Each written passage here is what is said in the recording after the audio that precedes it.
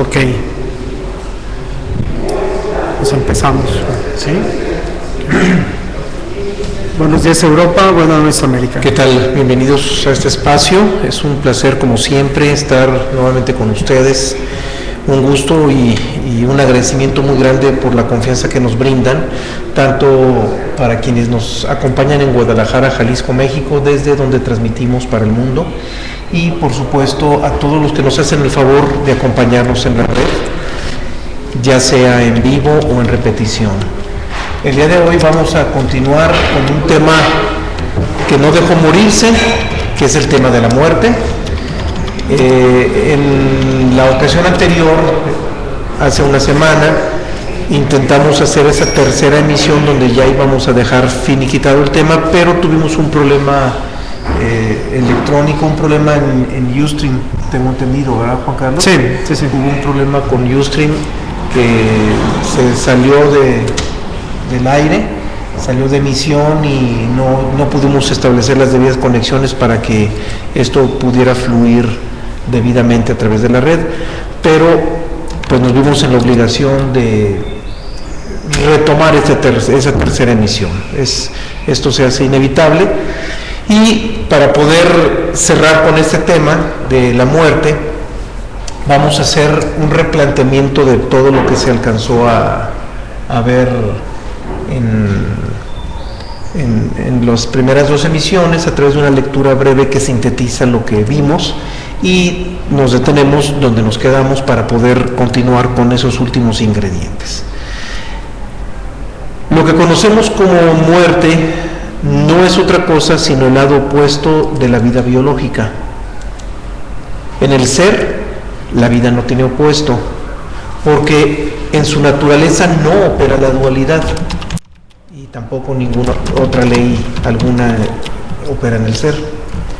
Si partimos de que solo el ser es absoluto, por lo tanto verdadero, y que toda dualidad es relativa, entonces la vida-muerte biológica es estrictamente ilusoria. En los libros universales se habla mucho de la vida verdadera. Lo encontramos mucho en pasajes de Jesús de Nazaret, en los que nos invita reiteradamente a conocer la vida verdadera. Pero, por lo contrario, en ninguna parte vamos a escuchar algo sobre la muerte verdadera. Eso no lo vamos a escuchar, porque lo real no puede morir. Y lo irreal tampoco puede morir, porque nunca ha sido real. Porque nunca fue, nunca ha sido, nunca será. Para el hombre sabio, la muerte no existe. Para el ignorante, es tan real como un fantasma repugnante que aparece y desaparece, dejando siempre estelas de miedo.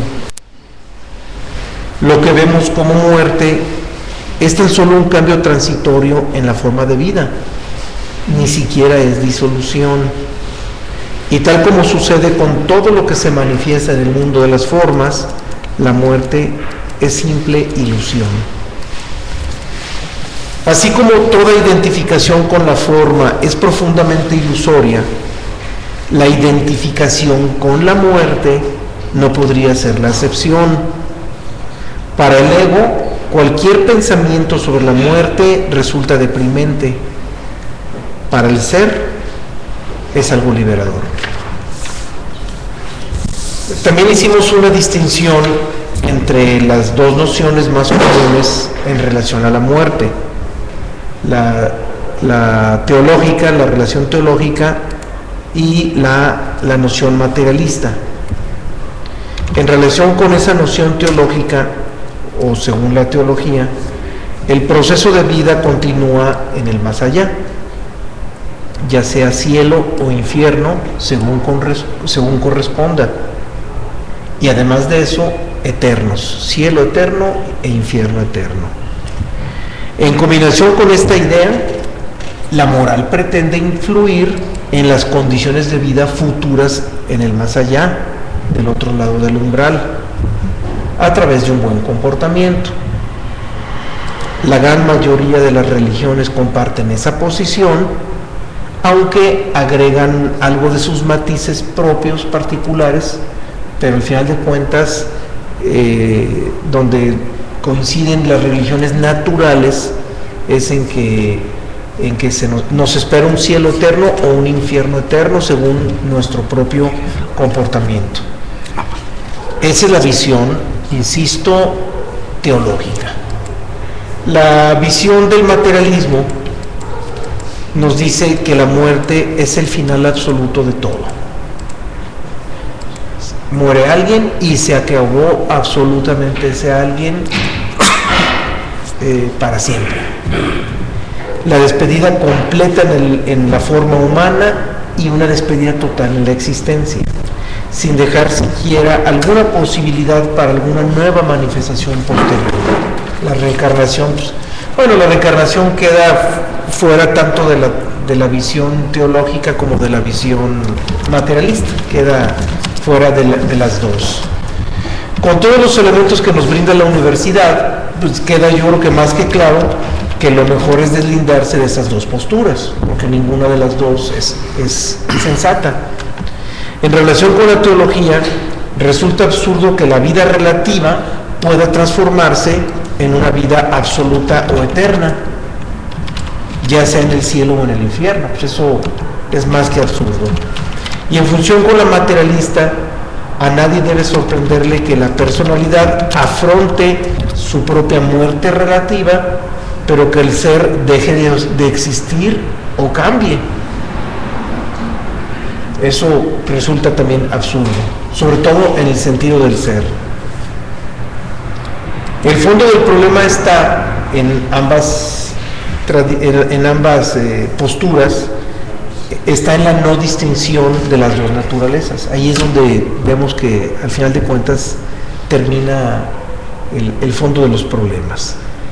En confundir la realidad absoluta del ser con el yo relativo y temporal, que tiene nombre y que tiene forma y que además se mantiene identificado con sus propias historias, como si fuera la realidad plena.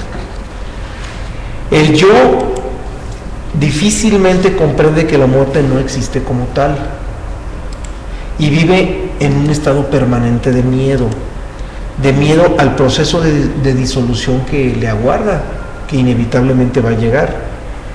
Ese miedo a la muerte afecta su vida existencial en todos los aspectos, principalmente porque provoca estados densos de autoafirmación por temor a la autonegación. El ego no admite estar equivocado porque siente que eso lo acerca a la sensación de muerte. Es precisamente allí donde nace uno de los principales motivos que impulsan a la necesidad compulsiva e inconsciente de tener siempre la razón. Aquí fue donde nos quedamos en la segunda sesión. Ya en la tercera sesión leímos algunas citas que las vamos a leer nuevamente, pero eso es por motivo de archivo, porque como se abortó la otra sesión antes de la mitad, pues lo que alcanzamos a visualizar queda muerto, valga la redundancia con el tema, porque ya no nos servirá como archivo. Entonces necesitamos emitir el tema completo para poder subir a nuestra página el tema completo y que quede a la disposición de todos ustedes. Nos quedamos en este punto precisamente en comprender que es algo muy muy importante. Fue el final de lo que abordamos en la segunda emisión, de entender que el miedo a la muerte se ha convertido en el problema más grave para el hombre, en el problema que lo ha inducido a cometer la mayor carga de errores. Prácticamente todos los errores que comete el hombre en su vida se asientan en el antecedente del miedo a la muerte, porque a causa del miedo a la muerte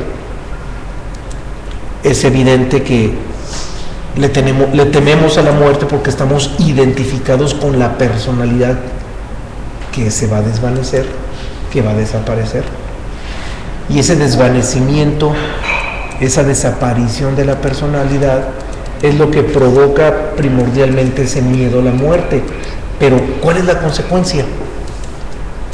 Lo volvemos a reiterar, la consecuencia es que nuestro subconsciente nos empuja a buscar lo contrario para compensar ese miedo. Nos empuja a buscar estados psicológicos que nos saquen de ese miedo a la muerte. Y el estado psicológico, diría que el único estado psicológico que nos puede salir aparentemente de ese estado de miedo a la muerte es la autoafirmación. Porque en la medida en que nosotros nos autoafirmamos, producimos una sensación hacia nosotros mismos de que estamos vivos y de que esa vida la vamos a prolongar mucho más. Pero es algo inconsciente, es algo que se genera en nuestro subconsciente. Y el problema es que lo que nos induce a cometer errores no es directamente el miedo a la muerte, sino la autoafirmación. O sea, la autoafirmación es una reacción mecánica natural en contraposición al miedo a la muerte. Bien, pues esa reacción llamada autoafirmación es la que sí directamente se convierte en la responsable de todos los errores que cometemos a lo largo de nuestra vida. Y no digo la mayoría, todos están vinculados con la autoafirmación. Pero antes de la autoafirmación hay que comprender eso, que la autoafirmación no es un acto, es una reacción. No es una acción, es una reacción. Ahora, esa reacción de la autoafirmación, ¿a qué responde? Al miedo a la muerte.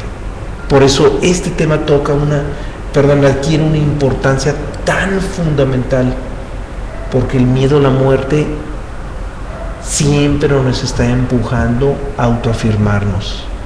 Es una reacción inevitable. Las personas más cobardes son las que se autoafirman más, porque su reacción es más grande al miedo a la muerte. Por eso son las más cobardes. Pero no se dan cuenta que son las más cobardes porque la cobardía quedó atrás. La cobardía quedó como causa y la autoafirmación queda como efecto, queda como reacción. La cobardía como acción y la autoafirmación como reacción. Y nosotros, como no estamos acostumbrados, lamentablemente, eso sí es lamentable, como no estamos acostumbrados a dirigirnos al origen de las cosas, nos quedamos con las formas, nos olvidamos del fondo, y en las formas jamás comprendemos por qué suceden las cosas. Nunca comprendemos por qué. Y siempre nos quejamos de todo lo que sucede, pero nunca nos detenemos a comprender por qué suceden las cosas. Y la única posibilidad que tenemos para comprender por qué suceden las cosas es yéndonos a la raíz, al origen de las cosas. Y en este caso estamos tratando de exponer el origen de la autoafirmación. Y sin perder de vista que la autoafirmación es el motivo de todos los problemas del hombre, todos los errores del hombre. Entonces, el origen está en el miedo. Y ese miedo a la muerte es lo que nos ha marcado la vida, las existencias por las que hemos pasado de manera fundamental. Por eso es tan importante desvanecer o separarnos o trascender ese miedo a la muerte. Claro, la única manera de que desaparezca ese miedo a la muerte es comprendiendo que no es real, comprendiendo que la muerte no es algo sustancial, que la muerte no es, bueno, dejémoslo sintetizado, no es algo verdadero, que la muerte no es más que lo que llamamos muerte, no es más que un conjunto de mecanismos y de procesos de cambios de estado de vida biológica, solamente cambios de estado de vida biológica, pero no es muerte como la tenemos conceptualizada. Entonces, cuando no comprendamos eso, a la medida en que dejemos de comprender eso, el miedo va a permanecer. Y mientras permanezca ese miedo a la muerte, la autoafirmación va a surgir como reacción. Y mientras nos autoafirmemos, vamos a tener problemas a todo nuestro alrededor, en un grado o en otro grado, y vamos a permanecer dormidos, que es el problema principal. Bien, vamos a la primera cita, que es la de Nezahualcóyotl. Con eso ya sintetizamos lo anterior y ahora sí nos vamos al tema. Escuchamos. Una pregunta, David. Sí. ¿Quién en nosotros es el que tiene miedo? ¿El ego, la personalidad, la mente? Todos juntos. Todos. Todos juntos, porque todos son codependientes. Mente, personalidad, ego, nuestros centros, centro mental, centro intelectual, centro motriz, centro instintivo, todos son codependientes. Entonces el miedo está en todos. El miedo está en la mente, en el centro mental. El miedo está en el centro instintivo motor. El miedo está en el centro emocional. El miedo está en toda la personalidad en su conjunto. O sea, en todos lados hay miedo, en toda nuestra falsa identidad, en todo lo que constituye nuestra falsa identidad, está presente el miedo a la muerte. En todo. Y también he insistido, ese miedo está presente en toda la falsa identidad mientras creamos que es la verdadera identidad. Así de simple, y así de simple se resuelve. O sea, la solución es simple. Mientras creamos que nuestra personalidad es la verdadera identidad, el miedo iba a estar. El día que comprendamos que nuestra personalidad es nuestra falsa identidad, es decir, que soltemos la identificación, ese día desaparece el miedo. Y al desaparecer el miedo a la muerte, por añadidura desaparece la autoafirmación. Y al desaparecer la autoafirmación, somos libres. Exquisito estado, somos libres. ¿Cómo lo vamos a vivir? Ya lo mencionamos. Parece simple, parece complejo. No le pongamos etiqueta de simple, no le pongamos etiqueta de complejo, simplemente hay que entender cómo es. Hay que entender cómo es el fenómeno, y más allá de lo simple, más allá de lo complejo, hay que estar en la jugada.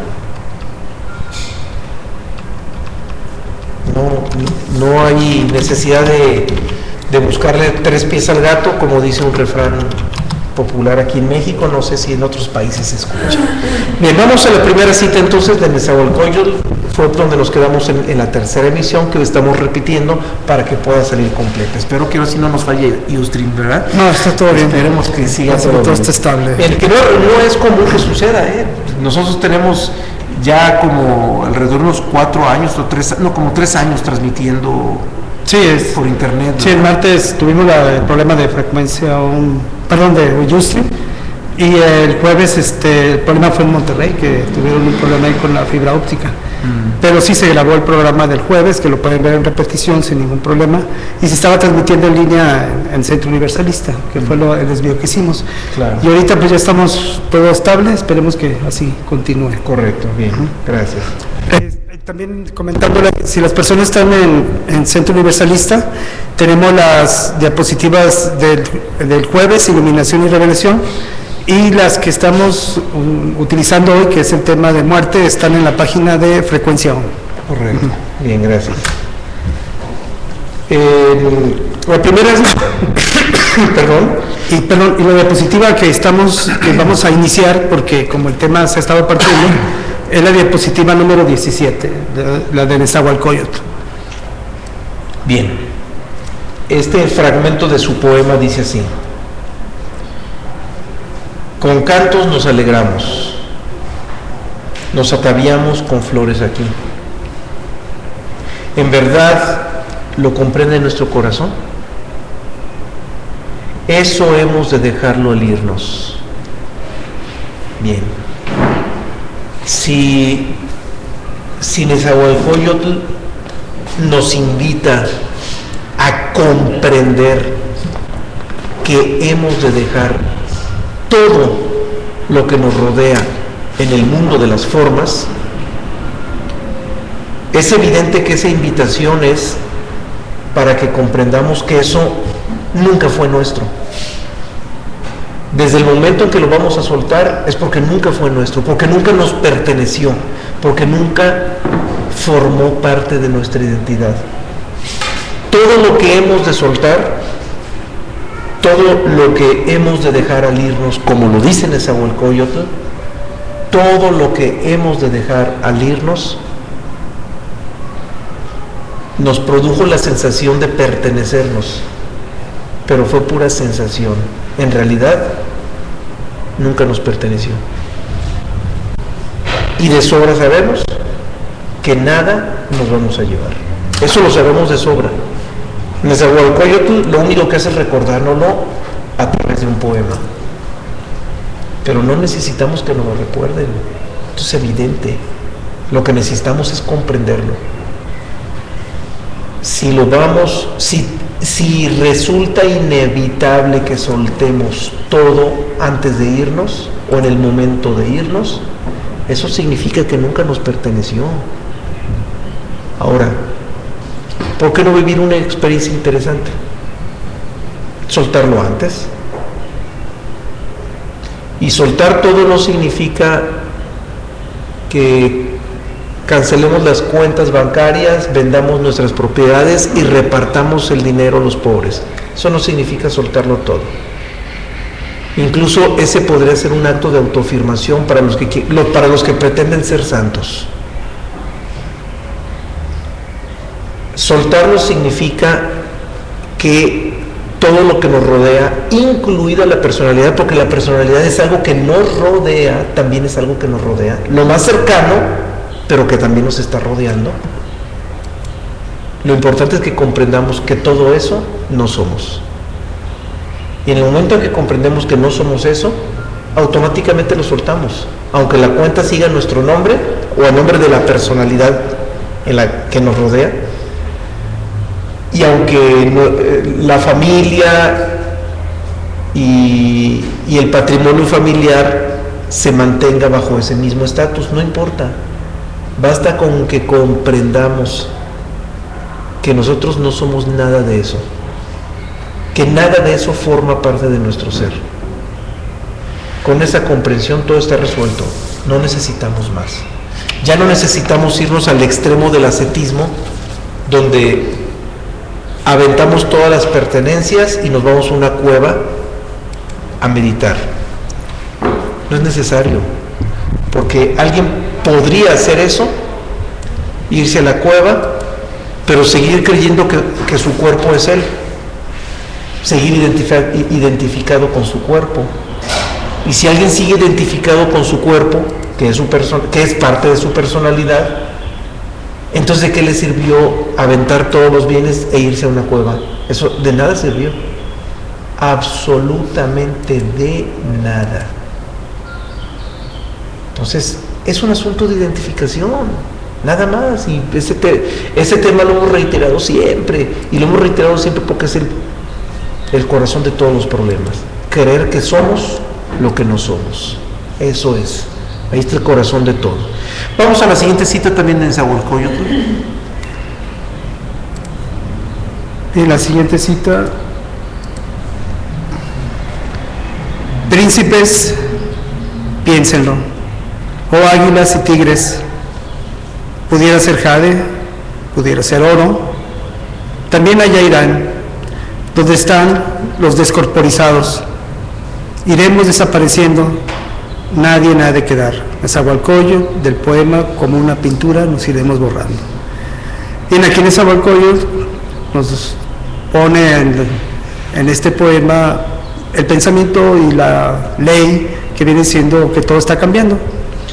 Todos nosotros vamos a desaparecer, todos estamos dentro de lo que es la naturaleza de la existencia, donde nacemos, nos desarrollamos y morimos. y tendemos a desaparecer. Príncipes, reyes, águilas, tigres, el oro, el jade, cualquier cosa que tenga la naturaleza tiende a desaparecer, tiende el cambio. Nada va a quedar aquí. Como dice Nezahualcóyotl, quedaremos descorporizados. Nuestros cuerpos, aunque sea el cuerpo físico el que en primer lugar se elimina, el que se va a la naturaleza, y que aunque nuestra personalidad se conforma de otros 3 cuerpos, que es el de la mente, el etérico y el astral, también van a desaparecer en la 4ª dimensión. Tienden a desaparecer, un poquito más de tiempo van a estar como parte de la personalidad, descorporizados, sin un cuerpo físico, pero también ellos van a desaparecer. Y si no somos conscientes del proceso, pues volveremos a reincorporizándonos en otro nuevo cuerpo, en otro nuevo cuerpo físico, en otra nueva personalidad, porque en realidad el tema de la reencarnación no es que Juan Carlos I se va a encarnar en otra persona, ¿no? La persona completamente desaparece. Está ahorita Juan Carlos I y posteriormente va a haber otra entidad, si es necesario que uno regrese o que sea inconsciente y volvemos a regresar, o que seas consciente y que de alguna manera quieras regresar a hacer algún trabajo o lo que sea. Todo lo que está en esta naturaleza está en vías de transformación y de muerte. Y como comentaba David, normalmente le tenemos miedo a este proceso porque nuestra personalidad cae en la situación de que tenemos una fecha de caducidad y queremos ser algo o alguien. Y tenemos el prerecuerdo de que, como estamos aquí por un tiempo, tenemos que encontrar la gloria, la iluminación, el misticismo, etcétera, ¿no? Pero queremos encontrarlo precisamente en la parte que es intemporal. Queremos encontrarlo con la personalidad, que la personalidad nunca se va a llegar a iluminar. ¿Por qué? Porque la personalidad es caduca, tiene una fecha de caducidad. Estamos aquí nada más como pasajeros que tomamos un tren, conocemos a un tiempo a ciertas personas, convivimos con ellas y, como comenta David, nada nos pertenece. Nada nos pertenece y nos damos cuenta que ni siquiera, aunque lleguemos a atesorar más dinero, en realidad podemos comprar un minuto más de vida, como dice la canción que pusimos en lo que viene siendo el PowerPoint y en el correo, y como está puesto en la página, la canción de Polvo en el Viento, que al final dice: ni aún aunque tengas dinero o todo el dinero del mundo vas a comprar más tiempo de vida. Todos y completamente nos abocamos a lo que es la apariencia de esta vida, queremos permanencia y siempre nos evocamos a lo que es la parte externa y no la parte interna. Tenemos que comprender el proceso de la muerte como algo necesario, precisamente porque si no tuviéramos la muerte, si en realidad viviéramos, por ejemplo, más años, inclusive si nos desfasáramos un poco de los años de longevidad que tiene la sociedad, seríamos gente que estaríamos completamente desechadas por parte de la sociedad, porque la sociedad nada más soporta a personajes que duran hasta 120 años, 100 años, etcétera. Hace unos días acaban de ratificar a una persona que tiene 169 años, que nació en 1865, y la persona está completa y totalmente decepcionada por su situación, o sea, ni siquiera está feliz de haber vivido tanto tiempo. Piensa que la muerte lo olvidó. ¿Por qué? Porque ha visto morir a sus hijos, a sus nietos, etcétera, ¿no? Entonces, el estándar de la sociedad ni siquiera soporta longevidades tan fuertes. Estamos aquí de paso. ¿Cuántas veces hemos escuchado que alguien de edad avanzada, sobre todo si tiene alguna enfermedad crónico-degenerativa, dice: me voy a preparar para la muerte? Eso lo hemos escuchado varias ocasiones, nunca en un joven, por supuesto, ni siquiera en una persona madura. Normalmente lo escuchamos en alguien de edad avanzada, y insisto, sobre todo cuando ya tiene una enfermedad que está presagiando el cese de la vida biológica. Sin embargo, es absurdo pretender prepararse para la muerte. Resulta absurdo. Mejor debiéramos de prepararnos para la vida y vivirla, no importa la edad que tengamos, pero no prepararnos para la vida biológica. prepararnos para la verdadera vida y vivir la verdadera vida. Porque si ya hemos anticipado que los maestros hablan de esa verdadera vida y que ningún maestro habla de la verdadera muerte, pues ante esto resulta absurdo prepararnos para la muerte. Hay que prepararnos para comprender la vida y vivirla, pero vivirla comprendiéndola, entendiendo la naturaleza de la verdadera vida. Porque la muerte biológica, para empezar, ni siquiera constituye una oportunidad para la liberación. En torno a esa muerte biológica no tenemos que generar ninguna expectativa. El problema es que las religiones nos han generado esa expectativa. Cuando tú te mueras, si te portaste bien, si hiciste méritos, si tienes indulgencias, si compraste indulgencias y cuanta cosa que se convierte en parte del mercadeo económico y moral para ganarnos, para negociar una mejor vida en un futuro, en el más allá, porque es una negociación prácticamente. El solo hecho de creer que portándonos bien, haciendo caridad y comprando indulgencias, nos va a ir bien en otra vida, estamos haciendo negocios, estamos estableciendo un negocio con el que rige la otra vida, al que tontamente le llaman Dios. Es una negociación, es un mercadeo. Y por eso resulta absurdo ese me voy a preparar para la muerte. Es totalmente absurdo. La muerte biológica definitivamente no constituye oportunidad. Pero lo que sí constituye una oportunidad es la vejez. Esa sí es oportunidad. Y más bien debiéramos de prepararnos para mantener la mayor lucidez posible en la vejez. ¿Por qué digo esto? Porque en la madurez, que podría aumentar con la vejez, digo podría porque no necesariamente, una persona identificada en la vejez se hace necia y se convierte en un niño berrinchudo. Y eso le sucede a la inmensa mayoría de los viejos. Se hacen necios y berrinchudos porque nunca soltaron la identificación. Y como nunca soltaron la identificación, creen que más sabe el diablo por viejo que por diablo. Y ese estúpido refrán de que más sabe el diablo por viejo que por diablo, los viejos identificados con su personalidad creen que por viejos son el sabio de la tribu, cuando una persona identificada con su cuerpo adolece totalmente de sabiduría. La identificación con el cuerpo y la personalidad automáticamente denota ausencia de sabiduría. Solamente en la no identificación es cuando empezamos a ser sabios. Solamente se empieza a ser sabio en la no identificación. Entonces, una vejez en identificación se convierte en la picada de la personalidad, porque regresa nuevamente a la infancia, pero regresa a una infancia inconsciente, a una infancia de decadencia. Regresa en ese estado de necedad, berrinche e inmadurez.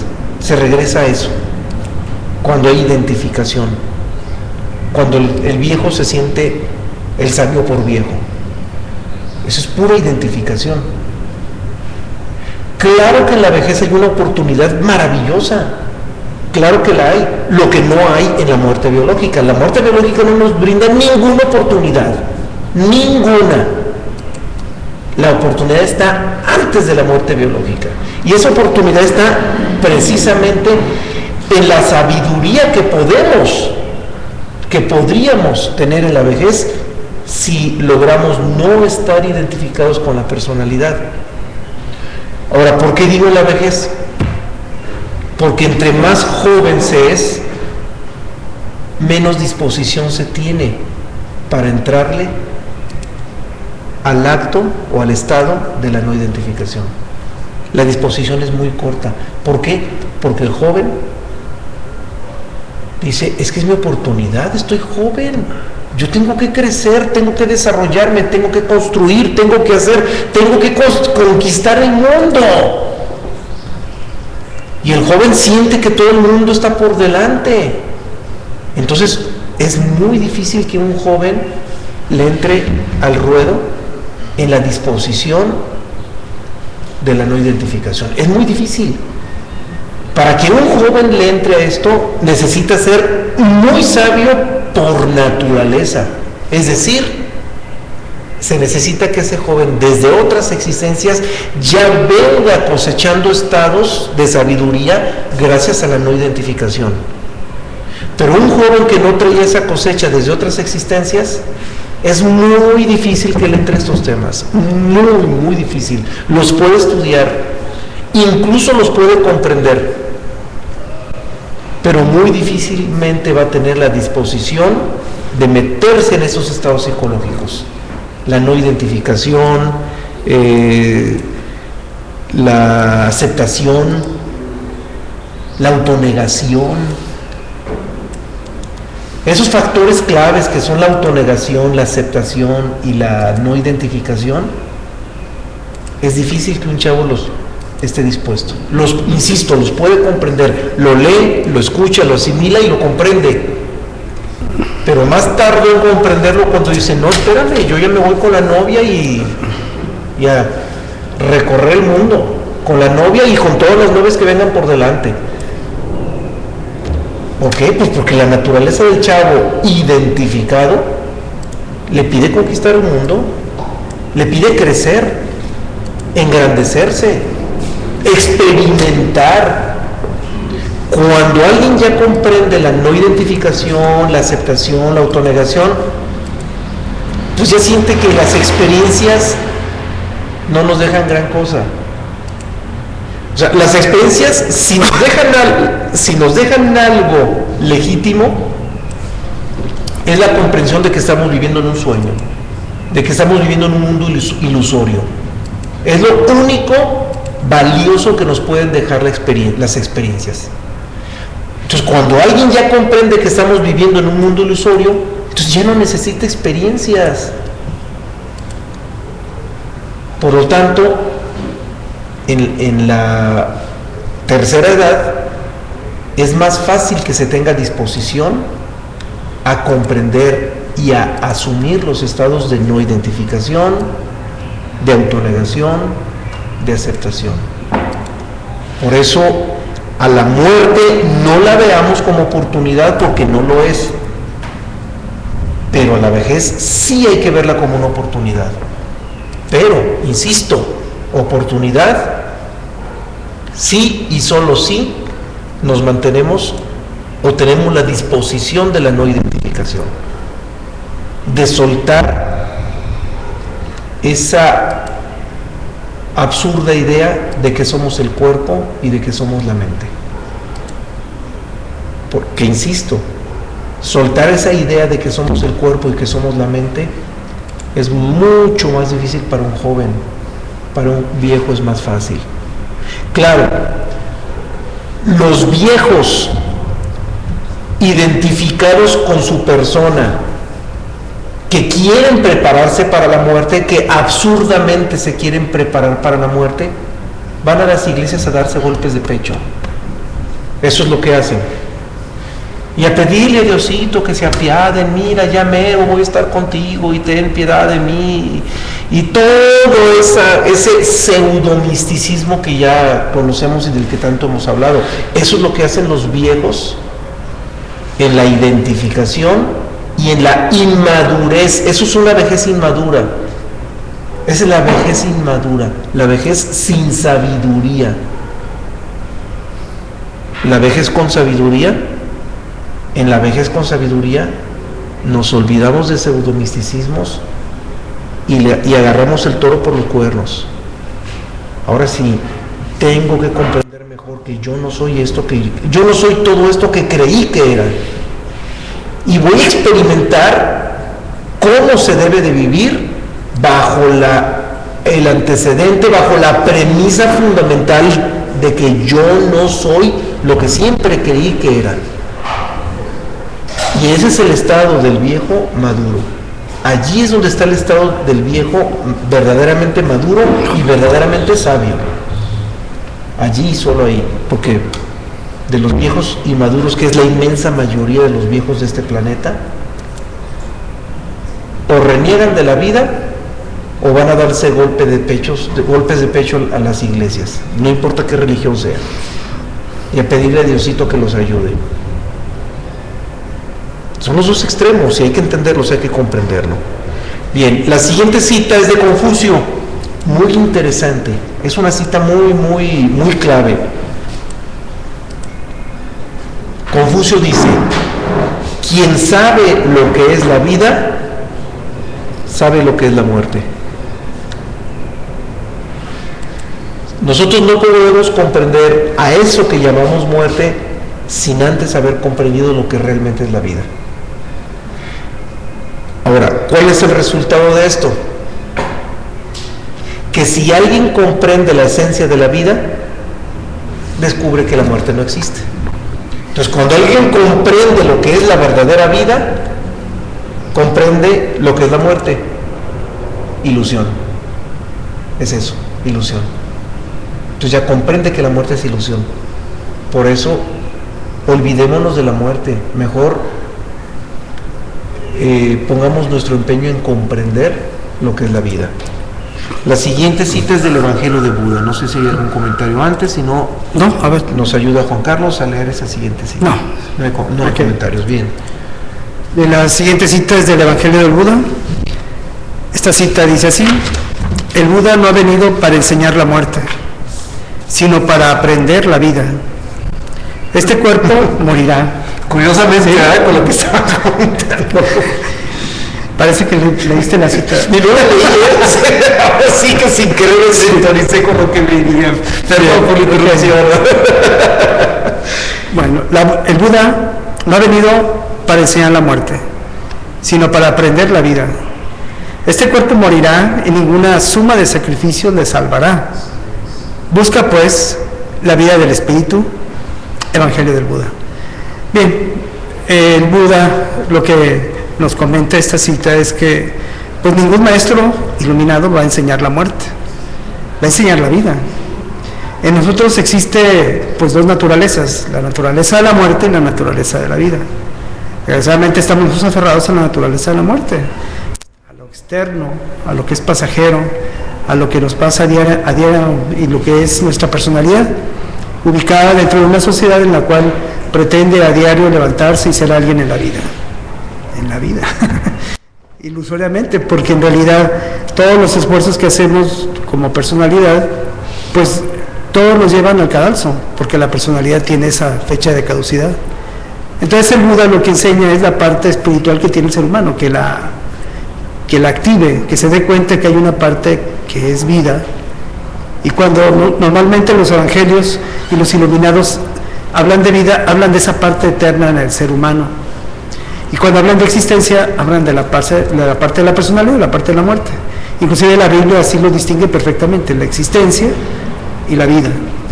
También cuando Jesús decía, yo quiero que ustedes tengan vida, hablaba de esta parte eterna que tiene el ser humano, de esta doble naturaleza, que nos diéramos cuenta de esa doble naturaleza. Y el Buda precisamente vino a que nosotros aprendiéramos a conectarnos con esa parte que es, con esa parte dual, pero que es eterna en nosotros. Y que normalmente, como nacemos ya dentro de la ilusión, nacemos dentro del sueño, nos cuesta mucho trabajo concebir que haya algo que es impermanente en nosotros, porque queremos entenderlo con la mente, que también tiene su fecha de caducidad. Mas, sin embargo, las grandes enseñanzas de los iluminados y como el del Buda nos enseña precisamente esa parte eterna, que somos conciencia, que somos más que mente, que somos más que personalidad, para que comenzamos a convivir o a conectarnos o a sintonizarnos con lo que realmente somos. Ahora, ¿qué es lo más importante para, si queremos prepararnos realmente para vivir una vejez madura, para vivir una vejez con sabiduría, lo que muy poco se ve en nuestras actuales sociedades? Es muy triste, pero en nuestras actuales sociedades ya es muy difícil encontrar viejos sabios. En la antigüedad era lo más común. Tan común era que los viejos eran los que dirigían el destino de los pueblos, eran los líderes. Los viejos eran los que tomaban las decisiones en las tribus antiguas, en las comunidades antiguas, pero una época en que los viejos sí eran sabios, en que los viejos entendían esto de lo que estamos hablando. Pero hoy por hoy la sociedad está tan identificada con todo, tanto con la personalidad como con todo lo que rodea a la personalidad, que ya es muy difícil llegar a la vejez con sabiduría. Es radicalmente difícil, pero difícil por la marejada social. O sea, si nosotros comprendemos esto, no tenemos por qué calificarlo de difícil, puesto que ya estamos entendiendo el fondo de las cosas. Y esto que resulta difícil para la sociedad, para nosotros en lo particular, no tiene por qué ser difícil, mientras lo comprendamos y mientras estemos dispuestos a vivir en función de lo que estamos comprendiendo. Porque el riesgo está en que lo comprendamos, pero que no tengamos la disposición de vivir en función de lo que comprendemos. Entonces ahí es donde nos podría fallar todo. Entonces lo primero que tenemos que hacer es comprenderlo. Y si lo comprendemos y estamos dispuestos a ser congruentes con ese grado de entendimiento, entonces lo primero que tenemos que hacer es dejar de interferir y rechazar los procesos de la vida natural. Eso es lo primero que tenemos que hacer. Incluso, no solamente debemos dejar de hacerlo, sino debemos de observarlo hasta como una especie de medidor. Cada vez que nosotros rechacemos alguna circunstancia, es porque estamos identificados con cualquier cosa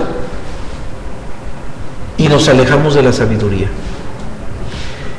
Cada vez que interferimos para pretender modificar a nuestro antojo las cosas como son, es porque estamos oponiendo resistencia y no estamos permitiendo que las cosas sean así como son. Entonces, hay que dejar de rechazar, hay que experimentar la ausencia de ese rechazo, la trascendencia de ese rechazo, evitar ese rechazo, evitar la resistencia, porque el rechazo lo podemos imaginar más en el acto, pero la resistencia, lo que sucede, no necesariamente se traslada en el acto. La resistencia puede quedar en nuestro centro emocional. Sucede algo y nos quedamos molestos, frustrados, acomplejados, tristes. Entonces, en el momento en que nuestro centro emocional, o mejor dicho, en nuestro centro emocional repercute alguna circunstancia, automáticamente hay alguna resistencia de parte de nosotros. Todos los estados emocionales que vivimos son por resistencia, son por reacción, Entonces, cada vez que nosotros sintamos cualquier estado emocional, hay que observar de dónde viene esa reacción, a qué obedece esa reacción. Y hay que comprender que todas esas reacciones emocionales son resistencia a lo que sucede. Y todas esas resistencias nos alejan de la sabiduría. Por lo tanto, no nos permiten convertirnos en un viejo sabio. Perdemos la oportunidad de llegar a ser un viejo sabio, un viejo maduro. Perdemos esa oportunidad. Indiscutiblemente, los viejos que más se preocupan de todo, los viejos que más se quejan de todo, los viejos que más rechazan todo, son los viejos más ausentes de sabiduría. Y lo digo con todo respeto porque cada uno de nosotros en este momento se le vino a su cabeza algún familiar viejo, vivo o difunto. ¿Por qué? Porque es la vejez típica de los viejos de esa sociedad decadente. Es la vejez típica de los viejos inmaduros de esa sociedad de hombres dormidos. Y claro, hay grados y hay grados. Entonces, todos los viejos que se quejan, que rechazan, que se preocupan, que se angustian y que incluso están afrontando un montón de enfermedades producto de todos sus miedos, sus frustraciones, sus rechazos y de todo eso, son viejos que nunca comprendieron la sabiduría, que nunca comprendieron lo que es ser libre, que jamás comprendieron que estamos viviendo en un mundo ilusorio. Entonces son estados indiscutiblemente de inmadurez, o mejor dicho, de ignorancia extrema. Estados de ignorancia extrema. Entonces, vuelvo a insistir, queremos prepararnos, no nos preparemos para la muerte.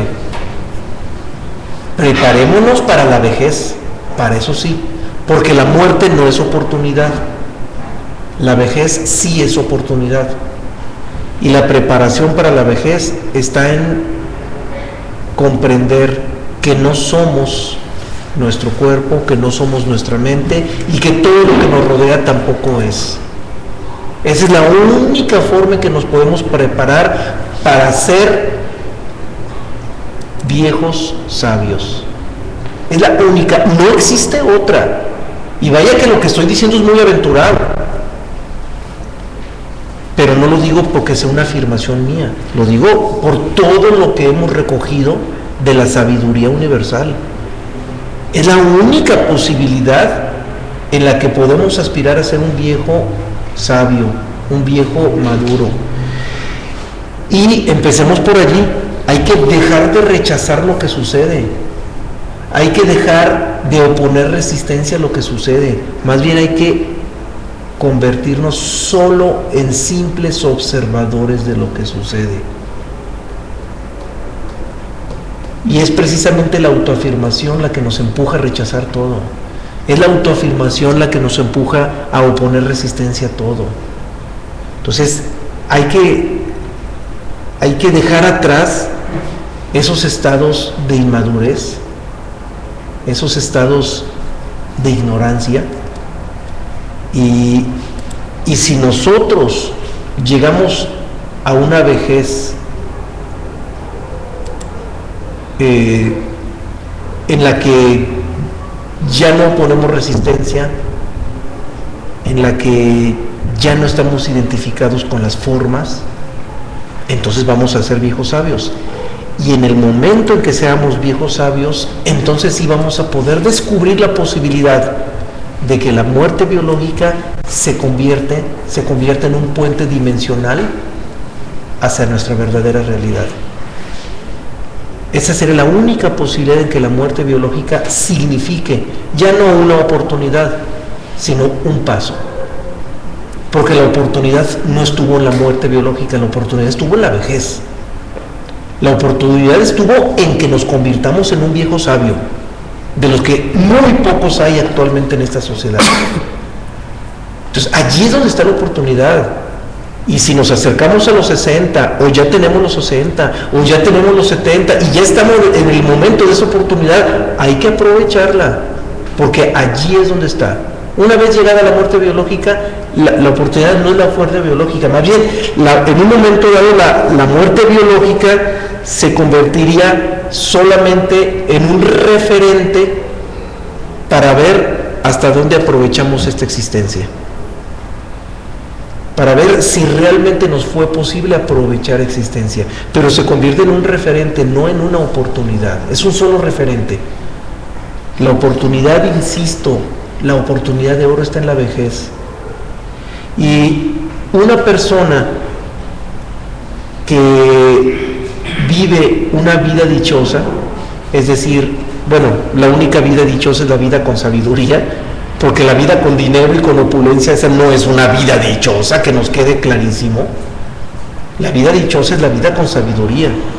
Y una persona que vive una vida dichosa con sabiduría, en ella entonces será posible despedirse de la vida biológica natural, de la vida biológica, de la vida física, en la condición más consciente. ¿Y cuál es esa condición más consciente? Neutralidad. Neutralidad. Todos los hombres, todos los hombres mecánicos dormidos, cuando viven la muerte, la viven sufriendo. Todos sufren los momentos de la muerte biológica. Los hombres mecánicos, los hombres dormidos. Un hombre sabio, cuando llega ese desvanecimiento biológico, lo viven en neutralidad. No lo viven contentos sin euforia, no, porque tampoco esa alegría y esa euforia tampoco es sabiduría, como no lo es el miedo y el dolor. La sabiduría es neutralidad, y el sabio viejo conquista esa gran oportunidad de despedirse de la vida natural de las formas en neutralidad. Cuando alguien se despide en neutralidad, garantiza la conciencia. No puedo decir más porque no recuerdo una experiencia de ese tipo, porque estoy tan dormido como como la mayoría de los que me estén escuchando. No puedo decir todos porque quizás algún despierto por ahí nos escuche, pero como yo también estoy dormido al igual que la mayoría de los que me escuchan, no tengo el recuerdo de esa experiencia, pero los libros universales lo dejan muy claro.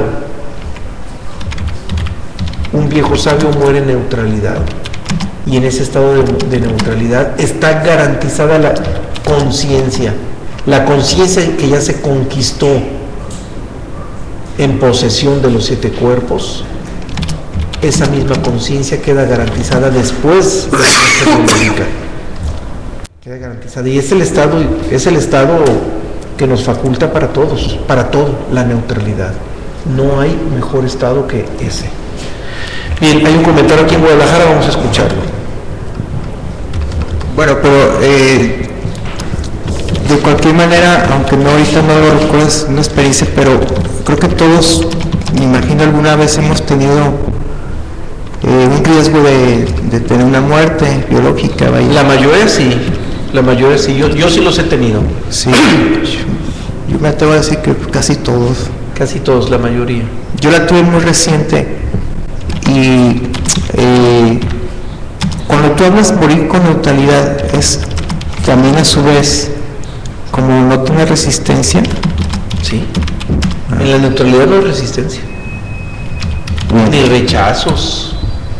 Y yo estoy, por lo que nos compartes este planteamiento, yo pudiera deducir que ni la muerte ni la vida importan, parece ser. En el sentido biológico. Exacto. Y en este orden de ideas, debo entender que la muerte es no afirmación. También debe de ser, parece. A ver, su último no lo dice. La muerte es no afirmación. Negación, autonegación pudiera ser, en cierto modo. A eso se le llama muerte psicológica, la autonegación. Pero es un término que se ha utilizado para tratar de distinguir ese estado o describir ese estado. Muerte psicológica, a la autonegación. ¿Por qué? Porque le estamos dando muerte a una imagen que no es real. Por eso le llaman muerte psicológica, y hay quienes también le llaman muerte mística, a la autonegación.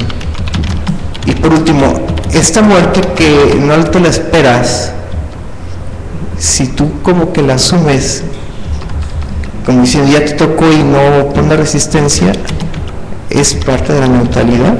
Es parte de la neutralidad, es lucidez, es conciencia.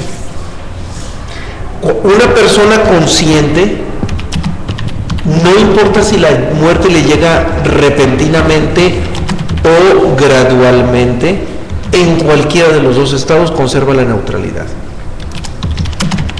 Hay un comentario acá en Guadalajara también. Pensé que... No hay. Pensé que habían levantado la mano. Bueno, vamos a la siguiente cita entonces, si no hay comentarios. ¿Ya leíste esta? No, esta no. Esa es la que te conté. Sí, bien, vamos a esta, correcto. Este es del Bhagavad Gita. Nos dice: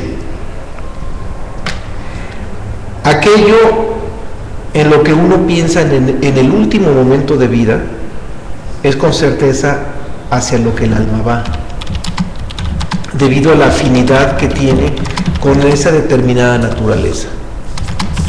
Bien, este escrito que aparece en el Gita, atribuido a Krishna, es muy sensato, aunque no lo dejemos limitado a lo que uno piensa en el último momento de vida. Más bien, si lo ampliamos, podemos entender que el estado en que nos encontremos en el último momento de vida determina el estado del que vamos a seguir. Si en el último momento de vida estamos mecánicamente dormidos, después de la vida biológica vamos a seguir mecánicamente dormidos y vamos a seguir haciendo instintiva y mecánicamente todo lo que nuestra propia máquina nos diga. Porque no olvidemos que en la muerte biológica el único cuerpo que perdemos es el cuerpo físico, pero tenemos 7. Entonces perdemos un cuerpo, perdemos el cuerpo físico, pero todavía tenemos 6 cuerpos que se mantienen con vida. El cuerpo vital, el cuerpo astral, el cuerpo mental, los 2 cuerpos superiores, el intelectual superior, el emocional superior y el espíritu o el ser. Entonces todos los demás siguen vivos. Por lo tanto, la vida sigue. La vida biológica, mecánica sigue, en otras condiciones, en otro estado. Pero la vida sigue. Por eso hemos insistido en que la muerte es pura ilusión. La muerte no existe. Lo que existe son cambios en el estado de vida. Uno de nuestros cuerpos puede desvanecerse, pero eso no significa muerte. O sea, significa muerte para ese cuerpo, pero nosotros no somos ese cuerpo. Incluso la personalidad, que tampoco somos, la propia personalidad no es solamente ese cuerpo. La personalidad le integran 4 cuerpos: cuerpo físico, vital, astral y mental. Entonces, el cuerpo vital, el astral y el mental siguen vivos. Por lo tanto, aún nuestra propia personalidad sigue viva. Aún esa parte que no somos sigue viva. Y eso es lo que no hay que perder de vista. Porque el hecho de que el cuerpo biológico muera nos da la sensación de que muere nuestra personalidad, y a ver qué sucede en el más allá sin la personalidad. Y no es así. La personalidad siempre la tenemos latente, la tenemos en actividad mecánica. Entonces, ¿qué es lo que sucede? Que a la máquina se le poncha una llanta, es todo. Es como el carro que tiene 4 llantas. Nuestra personalidad tiene 4 cuerpos. Pues hagan de cuenta que se le ponchó una llanta, es todo. Y las otras 3 llantas siguen dando vueltas. Entonces, la personalidad no muere. La personalidad sigue viva. Una parte de ella se desvanece,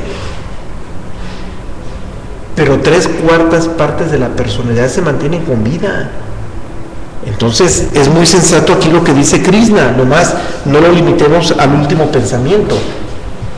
Entendámoslo como el estado psicológico en el que nos encontremos al dejar el cuerpo biológico. Bien, pues ese estado se mantiene. Si estamos dormidos, nos mantenemos dormidos.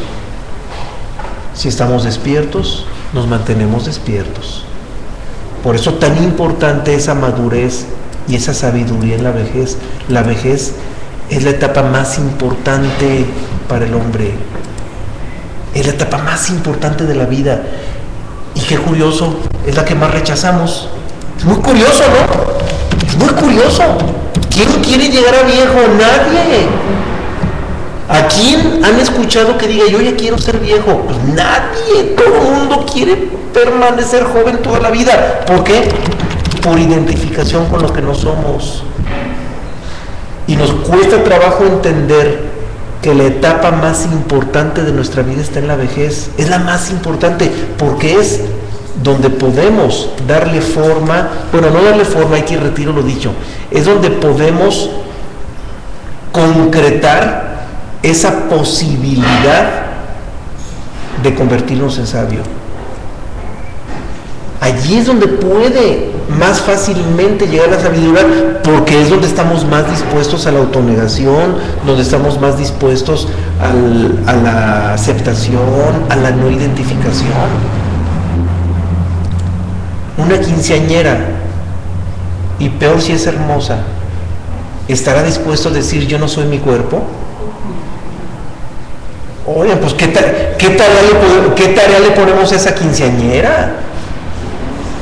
Es más, sería hasta ofensivo querer imponerle esa tarea a una quinceañera.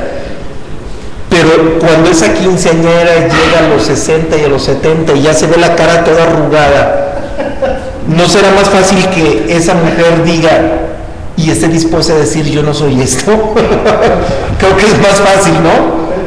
Yo creo que ahí se entiende, ¿no? O sea, estoy poniendo un ejemplo un poquito burdo, pero que ilustra otros miles de ejemplos que podríamos poner. Es evidente, en la vejez es más fácil que estemos dispuestos a no identificarnos con el cuerpo. Es mucho más fácil en la vejez. Por eso la vejez se constituye como la etapa más importante de la vida.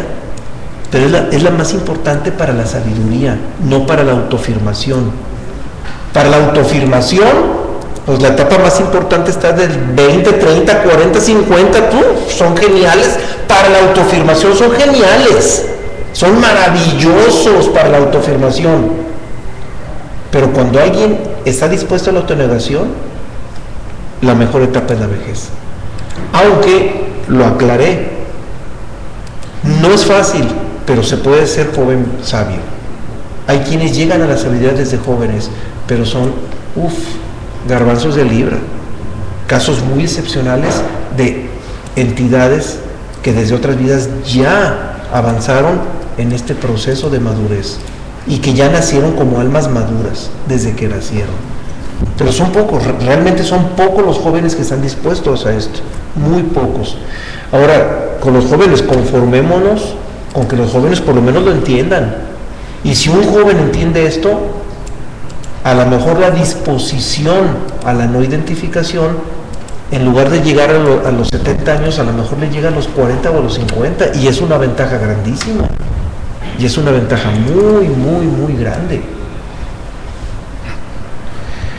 Bien, vamos a hay un comentario aquí, también un comentario en la red. Sí, correcto. Bueno, esto quiere decir que prácticamente y de manera invariable cualquier joven va a morir mecánicamente. No quise decir eso. Que cualquier joven va a morir mecánicamente, no. Porque vivió mecánicamente. Me estoy refiriendo a la disposición. En la juventud, la disposición a la no identificación y a la autonegación es muy limitada. Y esa disposición puede abrirse en la vejez. Es más fácil que se abra esa disposición en la vejez. No quiero decir que todo joven esté condenado a morir mecánicamente. Con eso no estoy afirmando eso. Pero por el otro lado, cualquier persona que también tenga la ausencia de este conocimiento, pues... no, sí, en ausencia de este conocimiento... No veo otra. No, en ausencia de este conocimiento, la predestinación mecánica es total. Todos condenados a nacer máquinas y morir máquinas. Sin este conocimiento, todos nacen máquinas, crecen máquinas, se reproducen generando otras máquinas y mueren como máquinas. Sin esto, indiscutiblemente. Necesitamos entender el fondo de las cosas para dejar de ser máquinas. Y lo que quise decir ahorita es que un joven puede comprenderse máquina, puede comprenderse dormido, puede comprender incluso que todos los errores del hombre están en la autoafirmación, pero no estar dispuesto a hacer lo contrario. Difícilmente va a estar dispuesto a hacer lo contrario, pero no importa, con que lo entienda, ya le llegará la disposición. Ahora muchos de nosotros podemos tener 40, 50, 60 años y estarlo apenas entendiéndolo, pero aún así no estar dispuestos. O sea, podemos tener 60 años, 70 años, comprenderlo y no estar dispuestos. Es que ahora sí que cada quien lo que le toca y cada quien hasta donde quiere llegar. Nomás hay que entenderlo. En la autoafirmación no vamos a llegar a ninguna parte. En la autonegación tenemos posibilidades. O sea, no hay que perderlo de vista. Bien, ahora sí vamos a... Sí, en la red también había... Sí, hay comentarios en la red. Sí. Nos comenta Carlota. En la vejez lo ideal es despojarse de pertenencias materiales y emociones sin resolver. Así cuando llegue la muerte no se tengan pendientes y partir tranquilos. Sí, eso es lo que se aconsejaría, sobre todo la psicología gestal, que es la de cerrar círculos, cerrar pendientes antes de partir. Sí, efectivamente, en la vejez lo ideal es despojarse de todo lo que en apariencia es nuestro y sentir exactamente que nada nos pertenece, que todo está regalado, no es regalado tampoco, o sea, prácticamente es algo que se nos prestó, es parte de un accesorio que tuvimos en esta existencia, pero no es parte nuestra. Nomás ahí yo agregaré algo, no hay que conformarnos con cerrar circulitos. Porque más tardamos en cerrar un circulito cuando se nos abre otro. Mejor hay que cerrar el gran círculo de todos los círculos. Y ese gran círculo de todos los círculos es comprender que no somos de aquí y que nuestro destino no es este. Claro, como nuestra personalidad sí es de aquí, en el momento en que comprendemos que no somos de aquí, pues claro que lleva implícito que comprendamos que nuestra personalidad tampoco somos, porque nuestra personalidad sí es de aquí, la personalidad sí es hija de la madre tierra, la personalidad indiscutiblemente es hija de la madre tierra, pero eso no lo digamos con orgullo, digámoslo con entendimiento, porque en mucha pseudo sabiduría antigua se dice, yo he escuchado gente diciéndolo con orgullo, somos hijos de la madre tierra. Caramba, el envoltorio que estoy metido es el hijo de la madre tierra, que es la personalidad. Ese envoltorio es el hijo de la madre tierra, pero yo no soy ese envoltorio, porque yo no soy de aquí. Mi ser no es de aquí. El verdadero ser no es de aquí.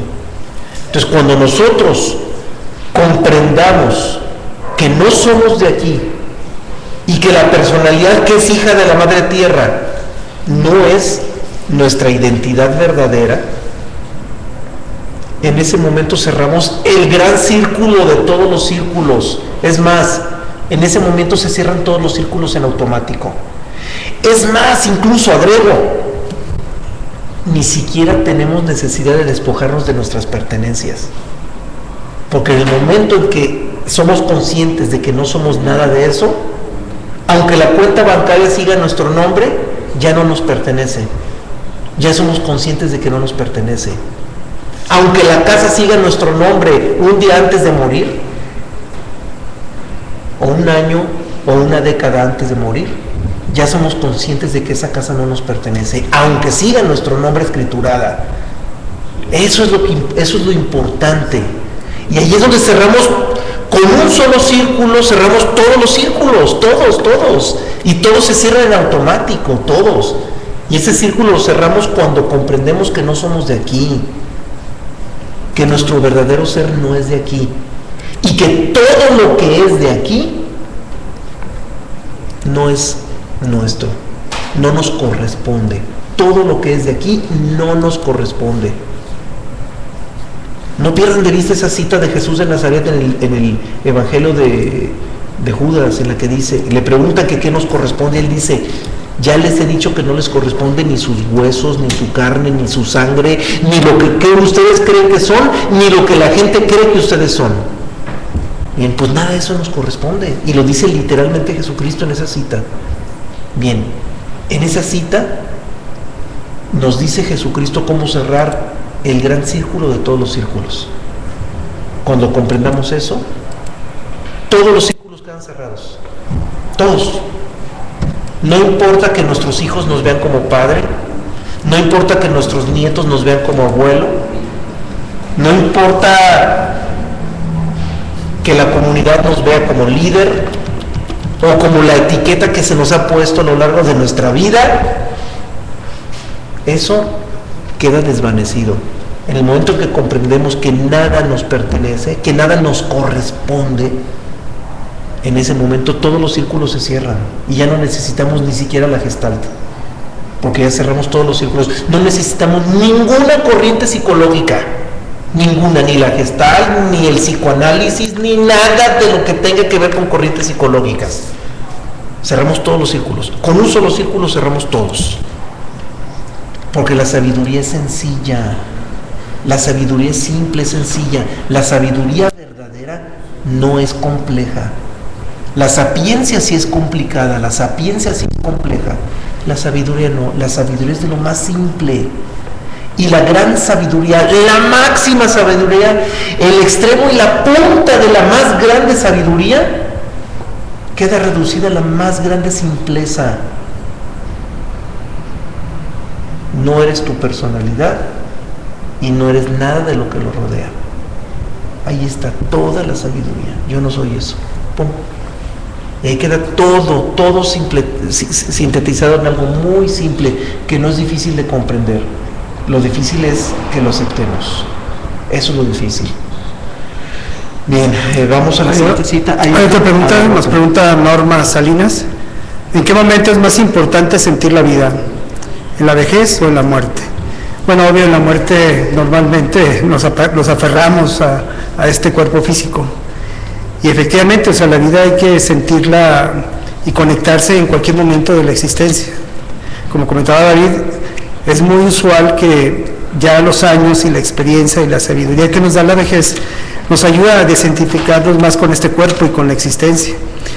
Ya cuando vivimos por presencia propia que nuestra belleza se fue, que la fortaleza física se va, que los amigos se van, que todo lo que era aparentemente nuestra personalidad, que estaba en un punto muy alto, comienza a descender, pues obviamente que esa sabiduría de desapego de la vejez nos ayuda a entender que no somos de aquí, nos ayuda a desapegarnos más fuertemente.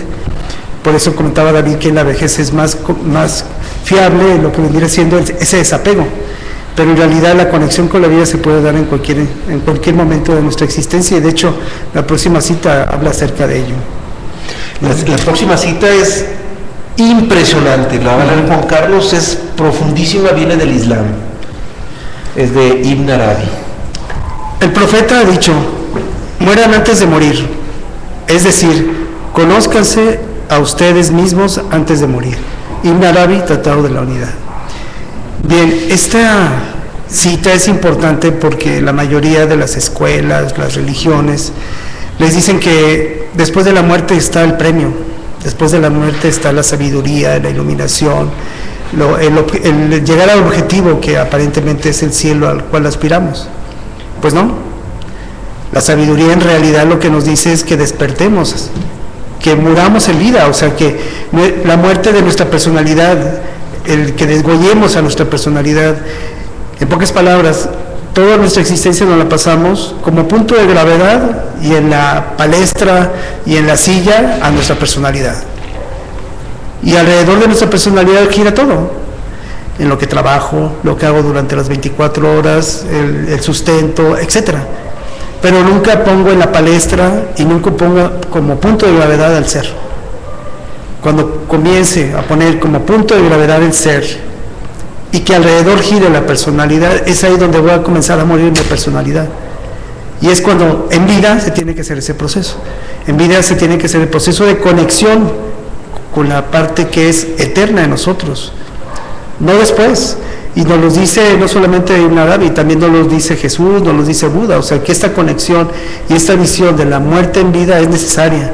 Los cátaros le decían la andura, que es un proceso en el cual mi conciencia va despertando y mi personalidad va muriendo. Esa muerte en vida es necesaria y todas las enseñanzas las apuntan, mas sin embargo, las instituciones religiosas y las escuelas siempre te lo ponen como un punto o un premio después de la muerte. ¿Y no? El objetivo es aquí y ahora. ¿Sí? ¿Una pregunta? A ver, escuchamos, sí.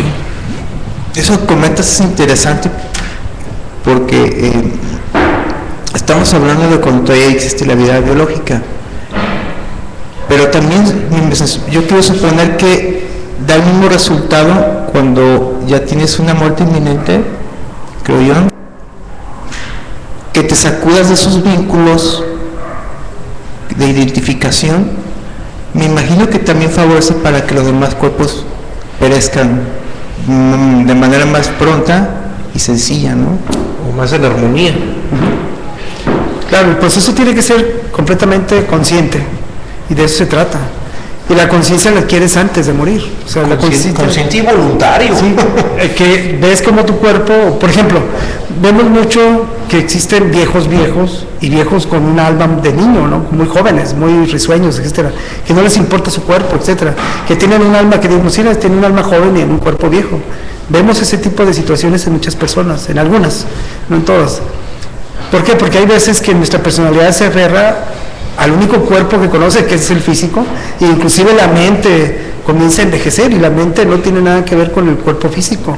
La mente a veces comienza a caducar, comienza a ser una mente muy atrofiada, ni siquiera con las posibilidades de que nuestra mente piense en otra cosa más que lo que normalmente le han dicho y lo que le han dictado, en la dogmática y en la creencia que ha fungido durante años. Pero hay gente que sí se logra desprender del cuerpo, ¿no? Que dice, no, mi cuerpo va a morir y yo voy a continuar. Y de esa manera, conscientemente comenzamos nosotros en la misma vida a darnos cuenta que esto es una cáscara, que esto es un vehículo de manifestación y que realmente lo que vale de nosotros es la parte de la conciencia. Sí, escuchamos. Gracias, buenas noches. Escuché un comentario que me puso a pensar, ya lo hemos tocado el tema, acerca de la cuestión psicológica. Mencionan varias ramas. ¿Qué haría falta para que la psicología en general diera ese brinco que comentas tú, David, de dejar, porque a mí me suena eso de cerrar círculos pequeñitos, me suena a seguirme identificando con las cosas que me pasan y requiero de una terapia, en este caso, como comenta Juan Carlos, Gestalt, precisamente porque no soy capaz de desidentificarme por mí mismo. ¿Qué haría falta para que la ciencia de la psicología diera ese brinco y nos ayudara precisamente de una forma integral? No, es que está muy complicado, muy complicado, porque las masas, las grandes masas, no tienen interés en esto. Mientras las grandes masas estén identificadas con la personalidad y con las formas, las grandes masas le van a pedir a la psicología que su máquina le dé el mantenimiento. La mente es parte de esa maquinaria. ¿Se das de cuenta que la mente es como, digamos, el cerebro y los circuitos integrados de la máquina? Bueno, entonces la sociedad identificada con su propia máquina biológica, al psicólogo le van a pedir que le dé mantenimiento a la máquina. Entonces, la psicología, en todas las vertientes que surjan, van a surgir siempre orientadas a darle ese mantenimiento preventivo y correctivo a las máquinas biológicas. Es decir, a que esos engranes estén bien ajustaditos, bien ajustados. La psicología de la sabiduría, de la verdad, la psicología revolucionaria de la verdadera sabiduría, no es para dar mantenimiento a nuestra máquina, es para dejar de ser máquina. Es muy distinto. Y hoy en día cualquier persona que vaya al psicólogo, si el psicólogo le dice, es que lo primero que tienes que comprender es que tú no eres tu personalidad, ese cliente manda a volar al psicólogo en ese momento y no vuelve con él. Pues porque el cliente le pide que le dé mantenimiento a su máquina, no le pide que lo convenza de que no es de que no es esa máquina. Entonces, ahora sí que al cliente lo que pida. Y si todas las grandes masas piden mantenimiento, la psicología va a seguir construyendo nuevas corrientes psicológicas y cada vez más sofisticadas, pero todas esas corrientes psicológicas dirigidas al mantenimiento preventivo y correctivo de las máquinas biológicas, de las mentes. Entonces, para empezar, salirnos de este estado de soñación, de inconsciencia. Para salirnos de este estado de inconsciencia no necesitamos un psicólogo, no se necesita, y tampoco se necesita una terapia. Solamente se necesita la disposición de comprenderlo y la disposición de vivir en función de ello, nada más. Y para ello no hay psicólogos, no hay psicología. Para ello olvidémonos de corrientes. Lo único que nos sirve es la sabiduría y la disposición que podemos tener para entrar a ella. Ahora, no dudo que pueda surgir en un futuro algunas tendencias y algunas líneas que nos pueden ayudar a esto. No lo dudo, pero por lo pronto ahorita no lo veo muy cercano. Y si no lo veo muy cercano, mucho menos podría imaginar cómo pudiera suceder. Mucho menos. Entonces, por lo pronto, en este momento, olvidémonos de las corrientes psicológicas que solamente están orientadas a darle mantenimiento preventivo y correctivo a las máquinas, y tenemos que olvidarnos de ello porque nosotros lo que pretendemos no es que nuestra máquina esté más lúcida o más funcional. No pretendemos que nuestra máquina esté más funcional, más operativa y más productiva. Lo que queremos es dejar de ser esa máquina, entender que no somos esa máquina. Entonces es una línea radicalmente distinta. Es una dirección, es una orientación radicalmente distinta, muy, muy, muy diferente. Entonces, las corrientes psicológicas, yo no creo que se metan pronto en esto. Y si alguna corriente psicológica se mete en esto, pues va a acabar su propia tumba, porque va a tener que reconocer que todo lo que estaban haciendo estaba equivocado. O sea, que todo lo que estaban haciendo, para lo único que tenía sentido era para la autoafirmación. Es para lo único que tiene sentido. El mejor psicólogo es el que le da las mejores herramientas a su paciente para que se autoafirme. Y es el mejor pagado, y es el que obtiene los mejores resultados, y es el más famoso. Y los pacientes felices porque ya encontraron nuevos recursos para autoafirmarse de manera más exquisita, más refinada y de manera más apantalladora. Esos son los psicólogos que tienen éxito. Pues es la verdad. Esa es la verdad. Por eso lo que nosotros planteamos aquí no es una nueva psicología. busquemos es olvidarnos de toda la psicología, porque toda la psicología tiene que ver con el mantenimiento de la máquina. Entonces, está lejana todavía esa posibilidad. Por eso, y tampoco lo decimos en rechazo a las corrientes psicológicas, tampoco lo decimos en rechazo. Al César lo que es del César y a Dios lo que es de Dios, eso dijo Jesucristo. Entonces, simplemente hay que entender que todas las corrientes psicológicas están orientadas al César, que es la personalidad. El César es la personalidad y todas las corrientes psicológicas están orientadas al César. Todas. Por lo menos yo no conozco ninguna que no esté orientada así. Puedo verla y que yo no la conozca, ahí disculpe mi ignorancia, pero hasta ahorita yo no conozco ninguna. Todas están orientadas al mantenimiento de la personalidad. Todas. Podríamos hablar de corrientes filosóficas que estén en contrasentido. Ahí sí, corrientes filosóficas sí es distinto.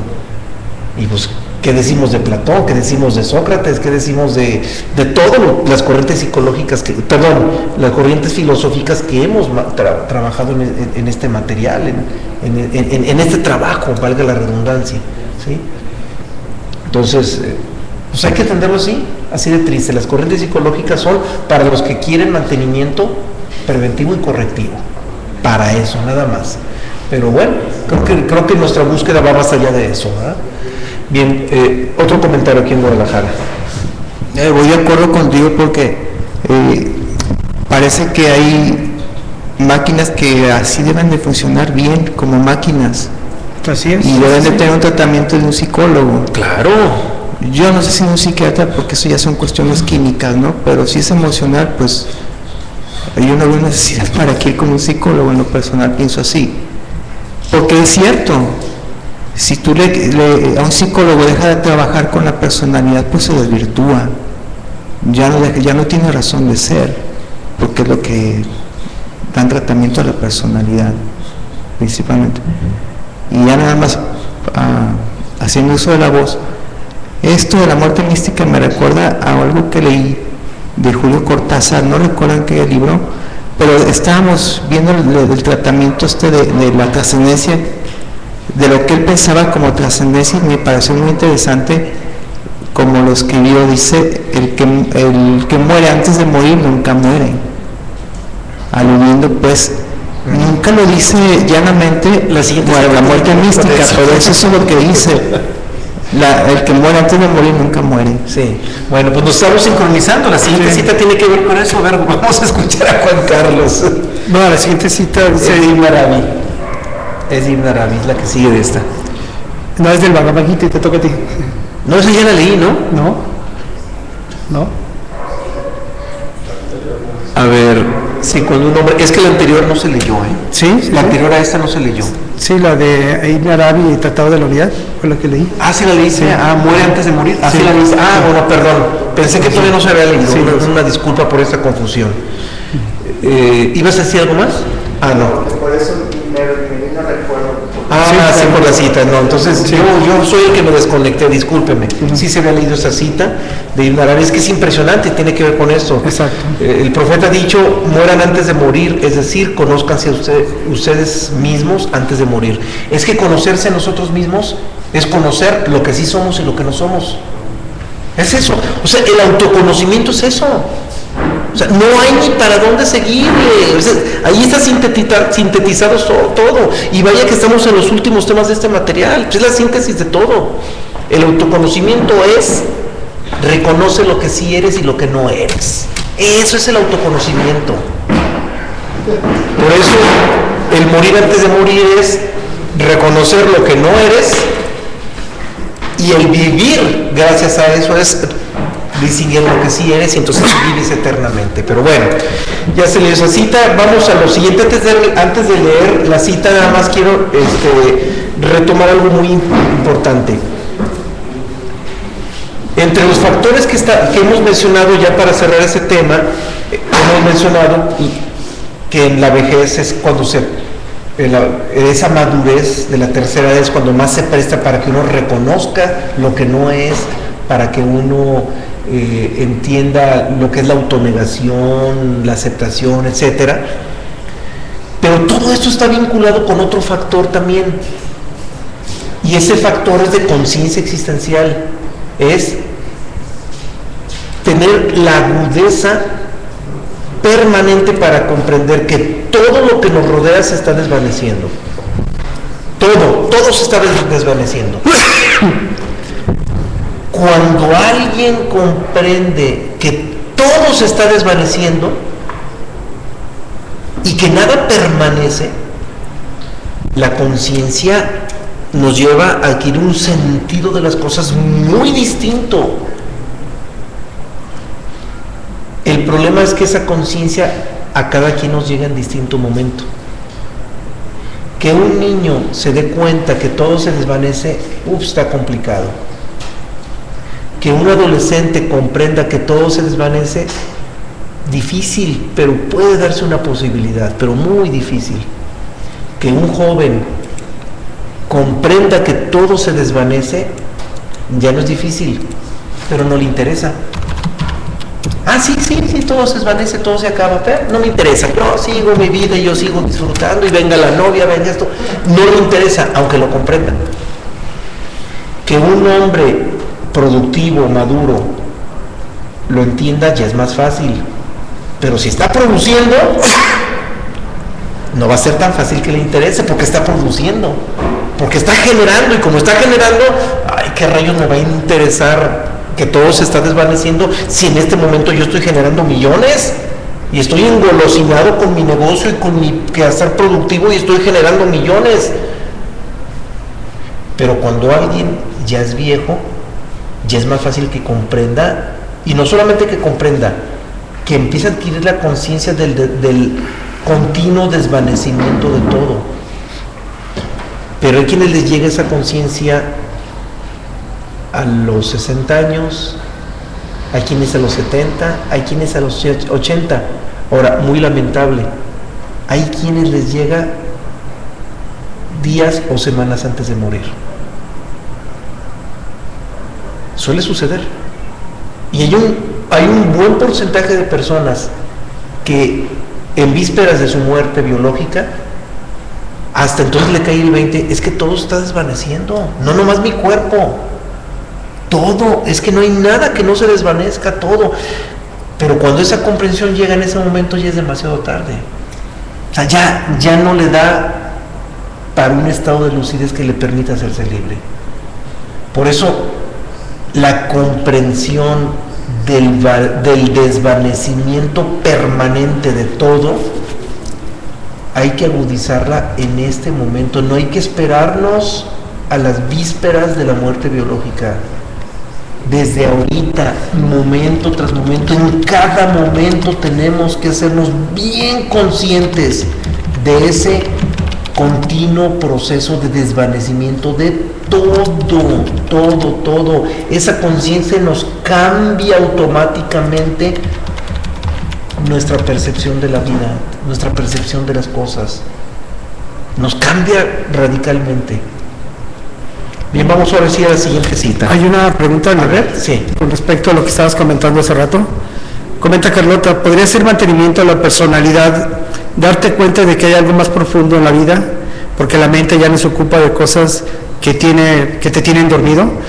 Bueno, si es una reflexión personal, no es un mantenimiento de la persona, sería un mantenimiento de la conciencia.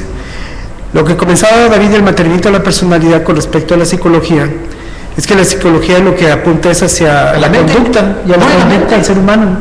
Y lo que hace es la mente y las emociones, perdón, a las dos, al centro intelectual y al centro emocional, a los dos, perdón. Sí, el mantenimiento de la personalidad que se refiere a David es porque la psicología lo que trata es de tenernos dentro de un estándar de la sociedad, aparentemente un estándar que le llaman civilización, adaptados a ciertas leyes de las normas de su momento. Y eso es tener una personalidad con un mantenimiento para tener una personalidad triunfadora o tener un rol en la sociedad, o a lo que aspira la mayoría de la gente que va al psicólogo, a tener una superación personal. Entonces, es un mantenimiento de la personalidad, o sea, pues por eso que la psicología Y que es nunca... válido, Sí. es válido. Yo no lo dije con menosprecio, es válido. Sí, sí, claro. O sea, si una persona está deprimida constantemente, oye, pues vea que te dé mantenimiento para que salgas de ese estado de Claro. depresión. Pero eso no es liberador. Sí, para que te des cuenta de que tu conducta es la que te lleva a lo que es esa depresión, y no que le eches la culpa a los demás, etcétera, ¿no? Como sucede en el caso de las drogas y en el caso de muchos estimulantes, que mucha gente se apoyan en ese tipo de situaciones para cambiar su forma mental y salirse de lo que es el estándar de la sociedad. Entonces es un mantenimiento de la personalidad, como comenta David, no tiene nada de malo. Más sin embargo, como lo comenta Carlota, si el mantenimiento de la personalidad es darse cuenta de que hay algo más profundo que la vida, bueno, no es un mantenimiento de la personalidad, es darse cuenta, o sea, es apelar al nivel de la conciencia, ir más allá de la mente y darnos cuenta que somos más que esto. Sí, claro. Ahora, insisto, esto no solamente es válido, es incluso hasta necesario. Pero es válido y es necesario para las personas que aspiran a mantenerse en equilibrio en esta vida, que no es la realidad. O sea, las personas que aspiran a seguir siendo alguien importante, alguien que disfruta de este mundo, es válido. Y como la inmensa mayoría de la sociedad aspira a eso, bueno, lo dijimos hace rato, al cliente lo que pida. Entonces, si el cliente son las grandes masas y todos aspiran a jugar un papel decoroso en la sociedad y disfrutar lo disfrutable de la sociedad, porque no todo es disfrutable, entonces las personas que aspiran a ese disfrute de lo disfrutable y jugar un papel digno en la sociedad, bueno, pues claro, vayan al psicólogo y les va a ayudar, y mucho. Pero nosotros ya no aspiramos a eso. Nosotros aspiramos a retirarnos de esa sociedad, porque nosotros ya estamos comprendiendo que no somos de aquí, que nuestro verdadero ser no es de aquí. Y cuando uno comprende que no es de aquí, entonces la aspiración de jugar un papel importante, de disfrutar lo disfrutable aquí, y es una aspiración demasiado superficial. O sea, para alguien que comprende que no es de aquí, disfrutar de este mundo y jugar un papel importante en este mundo resulta superficial.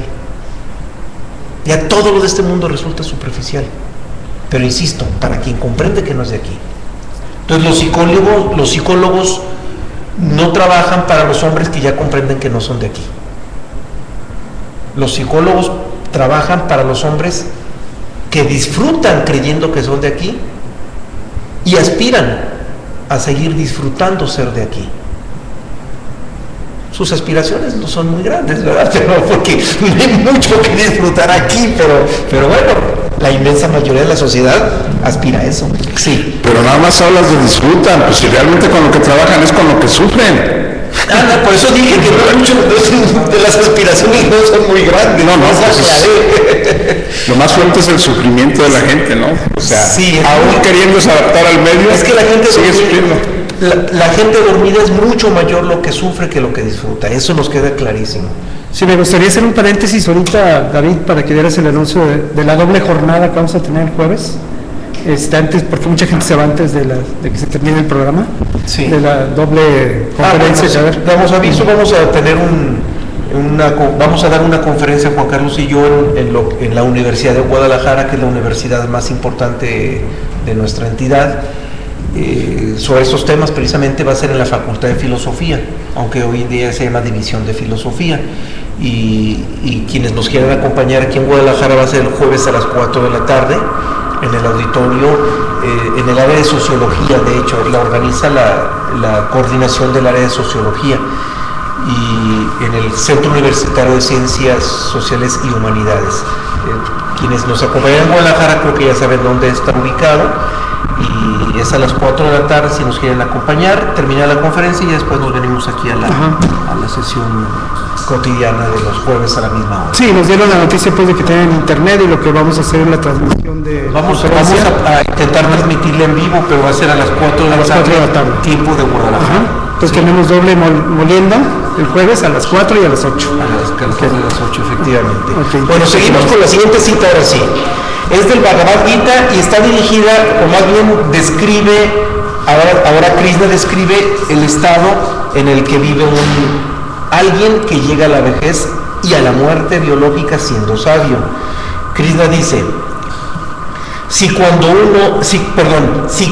a un hombre le sobreviene la muerte, está sumergido en el silencio del yoga y recogiendo sus sentidos del mundo, concentra su mente en su corazón, dejando que el aliento vital ocupe su cabeza, con seguridad se dirige a la morada suprema.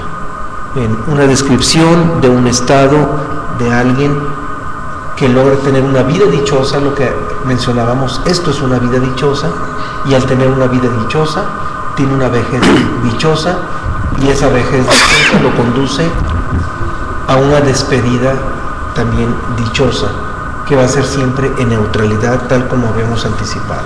La siguiente es de Confucio. Cuando el pájaro está a punto de morir, su canto se vuelve triste. Cuando el verdadero hombre está a punto de morir, sus palabras son virtuosas. Confucio. Una cita muy bella y muy hermosa que en este tema, si el hombre se logra despojar de este apego que tiene por este cuerpo físico y se logra conectar antes de morir a lo que es la parte que es permanente en el ser humano, las palabras que salen de él serán virtuosas. Sin embargo, aquí, como dice Confucio, el pájaro cuando está a punto de morir, su canto es triste. Ve, una entidad que está dentro de la evolución, dentro de la existencia, su muerte es lógica. Sin embargo, en el caso del hombre que es dual, su muerte, si tiene ese desprendimiento con la parte física, sus palabras y su conciencia y todo lo que transmite va a ser virtuoso. Hay que darnos la oportunidad, si se nos presenta, por supuesto, de estar presentes en el cese de la vida biológica de algún amigo, de algún familiar. Vale la pena. Es una experiencia muy importante para cualquiera de nosotros porque nos permite comprender mejor ese momento, comprender ese cambio de circunstancia abrupto y nos prepara para que podamos asumirlo cuando nos toque, pero nos prepara, insisto, siempre y cuando asimilemos todo desde la no identificación. Porque si nosotros presenciamos la muerte de algún familiar o de algún amigo identificados, lejos de ayudarnos nos va a perjudicar porque nos va a llenar de miedo, nos va a cargar de miedo y ese miedo lo vamos a arrastrar cuando nos toque. En identificación, mejor ni moverle. Si realmente sabemos que estamos buscando esos estados de no identificación, que estamos logrando asumir ciertos estados de no identificación y nos sentimos preparados, hay que vivir esa experiencia, vale la pena, nos da madurez y nos va facultando para que en el momento en que asumamos ese proceso, estemos preparados y logremos esos estados de neutralidad.